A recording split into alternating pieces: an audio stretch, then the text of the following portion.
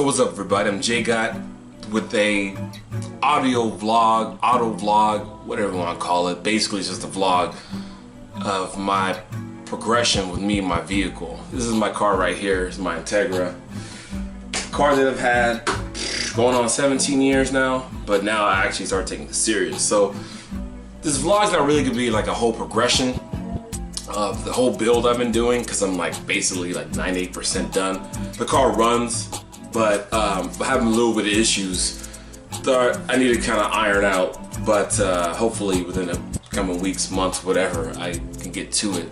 So for those that have been following my channel, you guys know I do a lot of video game stuff, but you know, for those that really know me, I have an extensive amount of hobbies I'm involved with, and obviously my car being built is one of them, you know. So with that being said, granted, my garage, my shop, I guess you want to say, it's kind of messy right now, but I do need to clean it up, and eventually the video presentation hopefully get a lot better as well, meaning just organization of the overall garage look. But for those that are kind of curious of what the status is of my car right now, right now I'm not driving it because it has oil in it, because recently I took the oil pan off just a couple days ago to try to get it tapped for a new return line for my turbo.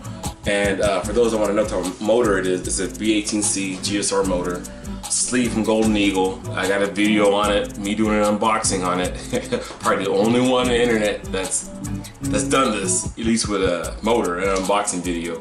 But the motor itself is good, and in a later video I'll explain why I had to go with this particular motor over my previous one, was an ERL sleeve motor. I'll give more explanation of what happened there. It's kind of a interesting horror story, I guess you want to say. But this motor right here is good. It doesn't leak any water. When I drained the oil, you know, I took the pan off. The only thing that was in there was just, you know, common oil deposits like dirt, you know, just from the motor being, you know, broken in and such. Because the motor still has maybe like 600 miles on it, if that, and I'm like guessing there. The oil I'm using is regular conventional oil. I'm not using synthetic just yet because the motor's still relatively new, and you don't want to use thin synthetic oil or fine synthetic oil on a fresh motor, because the rings need a chance to seat themselves within the cylinder walls and whatnot. And there's a lot of, you know, people will do it one way, people do it another way. I'm just doing it this way, okay? Give me like 2,000 miles of regular oil, and then I'll switch to synthetic. I'm going to use the VR1, the Valvoline VR1 oil when I do switch to synthetic. They probably use 20 weight -50. I think is what they have locally. I live in Texas, so it's hot weather, you know, so it'll be fine down here where I'm at least. So with that being said, I do have video clips and pictures and such of my build when I originally got it going back in, I think, 2010. So I would like to do a documentary on it, just like an autobiography, but a documentary over the years and things I've been doing, you know. But to put that all together takes a lot of time, you know, to figure how I'm gonna take this video clip and speak about it and whatnot, because this is not my first motor. Well, technically it is, but it was my first motor. I grenaded, and I got a different motor, and then I had issues, and now I'm back to my original motor, but I got a sleeve this time. So hopefully things do change in the future though. But like I said, I do plan on doing other videos, vlogs in the future to see what's out there. Anyways, I plan to do other vlogs in the future to just to describe, see what's going on, get everybody up to date, and try something different. So far, this block right here has been treating me well. The turbo I have is doing real well.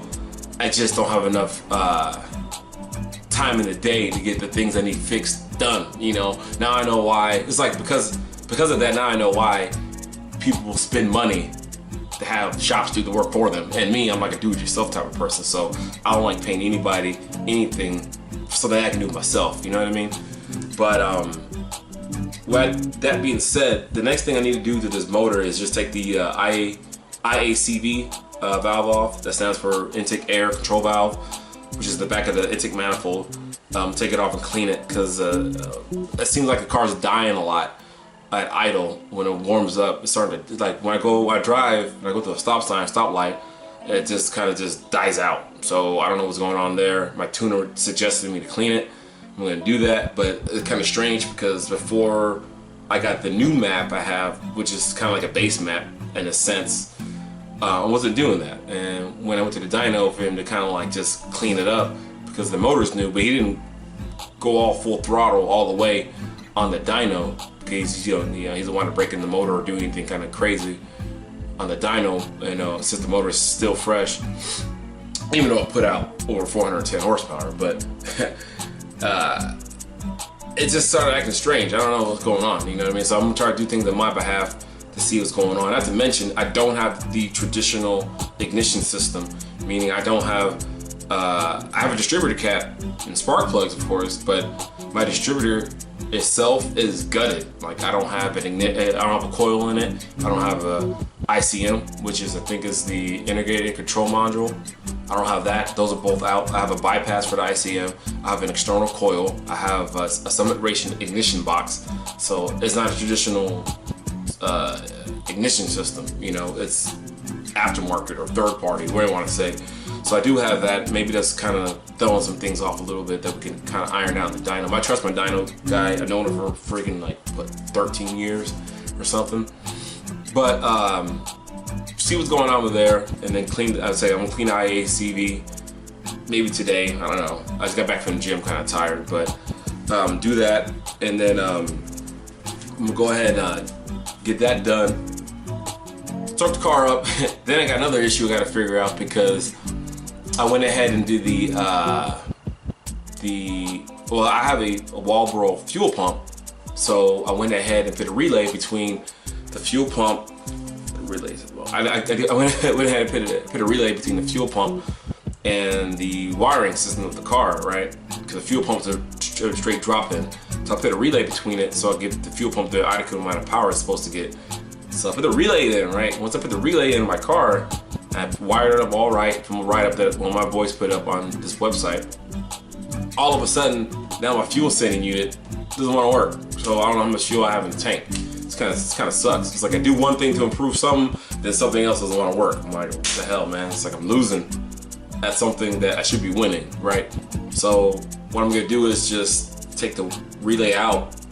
It basically just disconnect it, wire it back up to the factory, and see if the fuel sending unit works. If it doesn't, then I gotta try to diagnose what's going on. I gotta see if it's getting power, which I do have a test light to try that, see what's going on. And hopefully that it is working, and maybe something else, but the fuse going to it looks good. I checked under the dash. I don't know what it could be.